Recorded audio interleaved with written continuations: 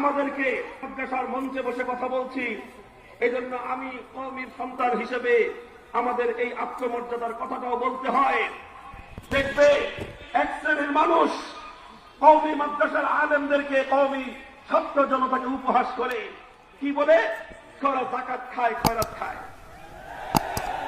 যাকাত খায়, ফিতরা খায় বলে আমাদেরকে উপহাস করবার চেষ্টা করে। আমরা উপহাস করতে চাই না কাউকে, কিন্তু যদি যাকাত খাই, ফিতরা খাই বলে আমাদেরকে তোমরা উপহাস করবার চেষ্টা করো, তাহলে আমরা পাল্টা প্রশ্ন ছুড়ে দিব, তোমরা কার বাবারটা খাও?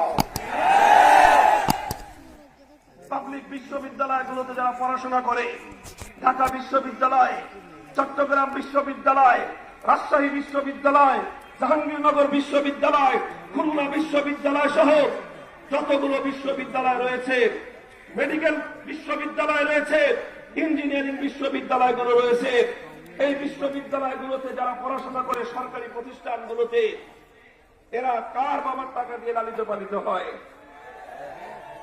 এটা তো জানেন খুব ভালো করে। মেডিকেলটার কথাই বলি, বাংলাদেশে এখন বিপুল পরিমাণ প্রাইভেট মেডিকেল কলেজ গড়ে উঠেছে।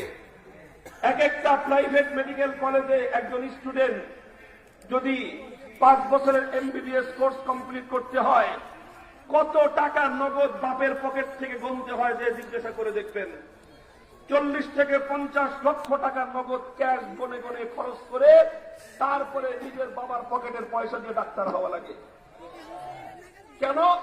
এই পরিমাণ খরচ মেডিকেলে রয়েছে। মেডিকেল বিপুল ব্যয়বহুল একটা শিক্ষা ব্যবস্থা। ইঞ্জিনিয়ারিং ভার্সিটিগুলো রয়েছে, সেখানেও প্রাইভেট সেক্টরে পড়তে গেলে বিপুল পরিমাণ খরচের প্রয়োজন।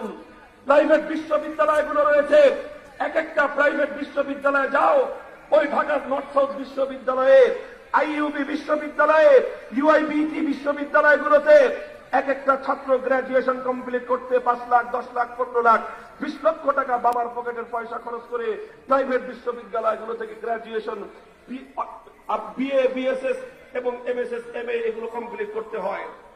অথচ যখন সরকারি বিশ্ববিদ্যালয়ে পড়ে, Dhaka medical college, Bangabandhu Sheikh Mujib PG বিশ্ববিদ্যালয় কলেজ, তারপরে ঢাকার ওই যে মিটফোর্ড বিশ্ববিদ্যালয় কলেজ, চট্টগ্রাম বিশ্ববিদ্যালয় কলেজ, মেডিকেল কলেজ, এই সমস্ত মেডিকেল কলেজগুলোতে যারা পড়াশোনা করে 50 লক্ষ টাকা তো দূরের কথা, এদের 5 বছরে হয়তো 50,000 টাকা খরচ করা লাগে না। তাহলে প্রাইভেটে পড়তে 50 লক্ষ টাকা লাগে, সরকারিতে পড়ালেখার মান আরো উন্নত, ইনস্ট্রুমেন্ট, মেডিকেল যে সমস্ত যন্ত্রপাতি সেগুলো উন্নত, সব ফ্যাসিলিটি উন্নত, তাহলে এখানে তো খরচ আরো বেশি লাগবার কথা, এবং খরচ আরো বেশি হয়। খরচ আরো বেশি হয়। প্রাইভেটে একটা ছাত্রের পিছনে এমবিবিএস ডাক্তার তৈরি করতে যদি মাথা পিছু 50 লক্ষ টাকা খরচ হয়ে থাকে, তাহলে পাবলিক বিশ্ববিদ্যালয়গুলোতে একজন এমবিবিএস ডাক্তার তৈরি করতে 60 থেকে 70 লক্ষ টাকা খরচ হয়। অথচ সে দেয় মাত্র 20,000, 30,000 টাকা, আর বাকি 50 লাখ, 60 লাখ টাকা কার বাবার পকেট থেকে আসে? কোন দাদা বাবুরা দিয়ে যায় না, কারো কোন বাবার তালুকদারি বিক্রি করে এগুলো চলে। এগুলো চলে এদেশের মানুষের মাথার ঘাম পায়ে ফেলানো ট্যাক্সের পয়সা দিয়ে। কে দেয় ট্যাক্স? আমরা ট্যাক্স আদায় করি সরকারের কাছে। আমি একজন ট্যাক্স পেই, একটা দেশের নাগরিক, আমার 3 সার্টিফিকেট আছে। আমরা এরকম ভাবে সাধারণ নাগরিকরা সরকারকে ট্যাক্স প্রদান করি। বড় লোকরা সাধারণত শুধু ট্যাক্স ফাঁকি দেয়। ট্যাক্সেশন ইকোনমিক্সের স্টুডেন্ট হিসেবে আমাদের জানা আছে যে এই কর ব্যবস্থাপনায় শিল্পপতিরা, কোটি কোটি কোটি টাকার মালিক যারা কোটিপতি, এরা কেউ কর দেয় না। অধিকাংশ ক্ষেত্রে এরা সব কর ফাঁকি দেয়। কেমনে কর ফাঁকি দেওয়া লাগে সব এদের জানা আছে। এরা ব্যাংকগুলো থেকে শত শত নয়, হাজার হাজার কোটি টাকার লোন নিয়ে থাকে। এদের সম্পদ 300 কোটি টাকা থাকলে ব্যাংকের কাছে লোন আছে 500 কোটি টাকা। ওই যে দেখো 3 কোটি টাকা দামের পাজেরো হাঁকায়, বিএমডব্লিউ হাঁকায়, এগুলো সব জনগণের টাকা। 500 কোটি টাকা ব্যাংক থেকে লোন নেয়, অ্যাসেট আছে তার 300 কোটি টাকা, সরকারকে দেখায় আমি তো আরো উল্টা 200 কোটি টাকার ঋণ খেলাফি, আমার তো ঋণ আছে, আমার তো সম্পদ নাই, এই মাটিতে আমার চেয়ে বড় ফকির আর কেউ নাই। এভাবে কর ফাঁকি দেয়, শিল্পপতিরা কর দেয় না, ইন্ডাস্ট্রিয়ালিস্টরা রাষ্ট্র এবং সরকারকে তার প্রাপ্য কর দেয় না, বড় লোকেরা শিল্পপতিরা রাষ্ট্র এবং সরকারকে যেটা উপযুক্ত যেই কর ট্যাক্স দেওয়ার কথা সেই ট্যাক্স তারা পরিশোধ করে না।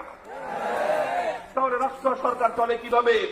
চলে এইভাবে, সাধারণ মেহনতি মানুষ, কৃষক, শ্রমিক, মজদুর মাথার ঘাম পায়ে ফেলে রিক্সা চালায়, ধ্যান গাড়ি চালায়, ঠেলা গাড়ি ঠেলে, নৌকার মাঝি, কৃষক, শ্রমিক, এই ধরনের মজদুর শ্রমিক, এরা মেহনতি মানুষ মাথার ঘাম পায়ে ফেলে 200-400 টাকা কামাই করেছে, সন্ধ্যাবেলা বাজারে গিয়ে নিত্য প্রয়োজনীয় পণ্য কেনে, 1 কেজি চাল, আধা কেজি ডাল, 1 কেজি তেল, আধা কেজি নুন, এভাবে যে সমস্ত নিত্য প্রয়োজনীয় পণ্যগুলো খরিদ করা হয়, প্রতিটি পণ্যের উপরে রাষ্ট্রীয়ভাবে সরকারের পক্ষ থেকে 15% ভ্যাট ইনক্লুড করা থাকে। অর্থাৎ তুমি 100 টাকার পণ্য কিনলে পণ্য পাবে 85 টাকার, পরিশোধ করতে হবে 100 টাকা। তুমি মাল পেলা 85 টাকার, টাকা দিলে 100 টাকার, বাকি 15 টাকা চলে যাবে সরকারের খাতে। তাহলে ট্যাক্স দেয় এদেশের কৃষক, শ্রমিক, ট্যাক্স দেয় রিক্সাওয়ালা, ট্যাক্স দেয় ঠেলাগাড়িওয়ালা, ট্যাক্স দেয় নৌকার মাঝি, ট্যাক্স দেয় রাস্তার ভিক্ষুক আর ফকির, আর ওই ট্যাক্সের পয়সা দিয়ে ঢাকা বিশ্ববিদ্যালয়ে পড়াশোনা করা হয়। ওই ট্যাক্সের পয়সা দিয়ে একজন মেডিকেল কলেজের স্টুডেন্ট পড়াশোনা করে। তুমি আমাকে উপহাস করো, আমি যাকাত খাই আর পেত্রা খাই, তুমি কি খাও? এটা আমার অহংকার। আমি গৌরব করে বলতে পারি, আমি আমার আল্লাহর পক্ষ থেকে নির্ধারিত বড় লোকের সম্পদের উপর নির্ধারিত ট্যাক্স, যাকাতের পয়সা আমি খাই, আর তুই ভিক্ষুকের ট্যাক্সের পয়সা খেয়ে পড়াশোনা করিস।